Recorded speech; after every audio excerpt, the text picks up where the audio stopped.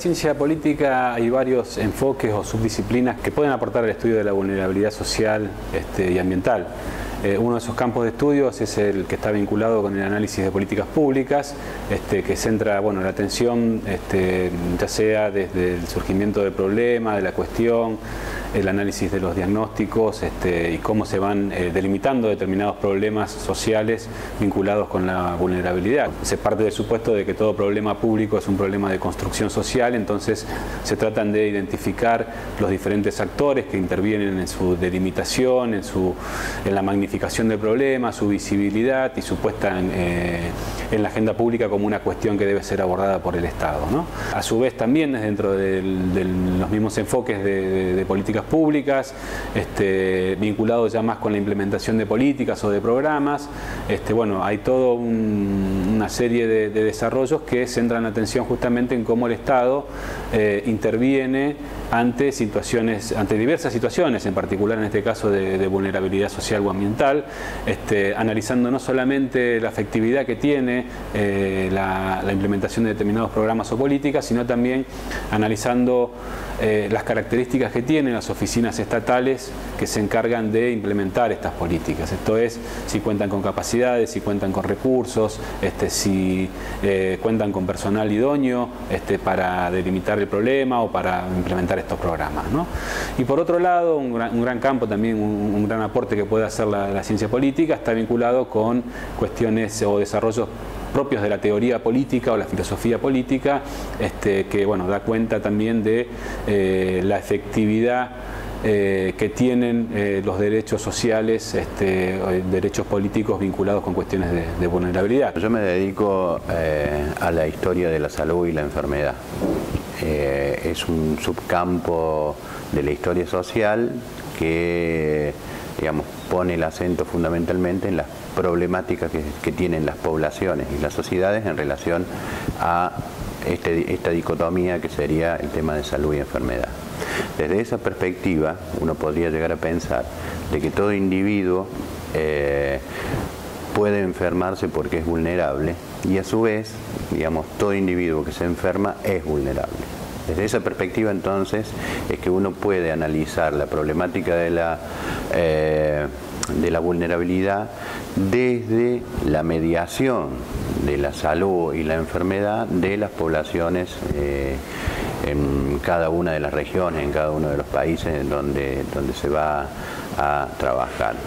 En este caso, junto con colegas de Santa Fe, tenemos un proyecto de investigación donde estamos trabajando la problemática de la salud y de la enfermedad en la historia de Santa Fe, poniendo el acento, por ejemplo, en Rosario y en Santa Fe, y tratando de ver cuáles han sido a lo largo del tiempo las vulnerabilidades en las que ha caído la población, en el sentido de tratar de entender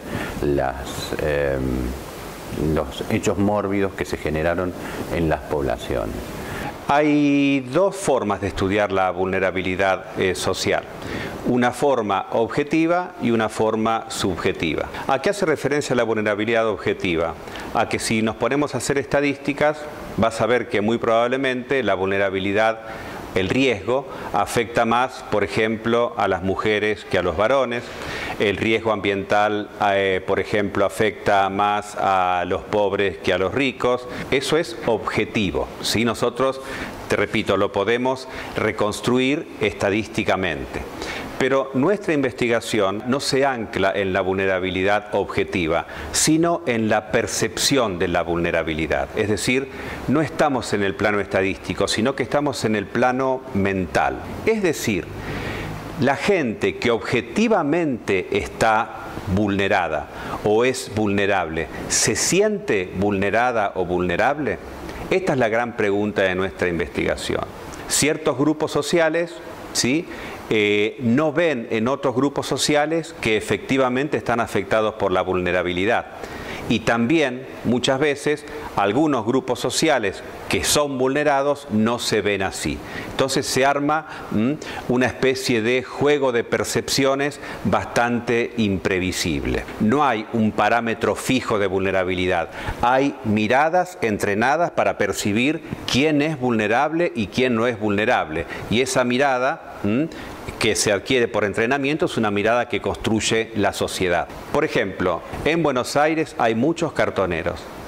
Si vos ves hoy a un cartonero que trabaja con un caballito, ¿sí?, que lleva un carro, tené la plena seguridad de que muchos de los que ven esa escena van a ver el sufrimiento y la vulnerabilidad del caballo y no van a ver, o van a ver menos, la vulnerabilidad de la persona que no tiene otra que trabajar en esas condiciones. Yo creo que una investigación como la que estamos desarrollando aquí en la FUC puede arrojar mucha evidencia interesante sobre cuán arbitrarios son nuestros criterios para hacer empatía con los otros seres humanos. Nos va a mostrar qué clase de sufrimientos queremos ver y qué clase de sufrimientos, qué clase de vulnerabilidades preferimos no ver. En general podemos decir que el concepto de vulnerabilidad es un concepto que se origina del concepto de riesgo.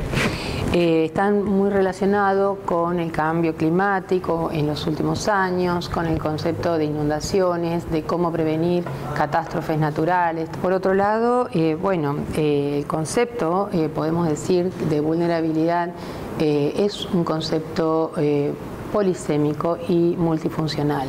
Hay varias posibilidades, digamos, desde la ecología y en términos más generales desde la biología, de considerar los distintos ambientes naturales desde el punto de vista de la vulnerabilidad. La vulnerabilidad del sistema natural nosotros lo estudiamos a través de bioindicadores. Son organismos o poblaciones de organismos que a través de cambios en su estructura pueden verse alteradas algunas de esas características por el efecto de distintas presiones sobre sus poblaciones naturales.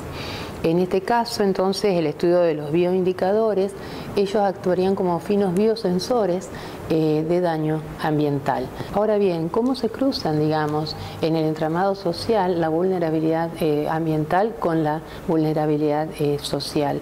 Hace muy poco lo hemos visto en la última creciente de 2013, por ejemplo, cuando el río Salado avanzó sobre toda la zona oeste de la ciudad de Santa Fe.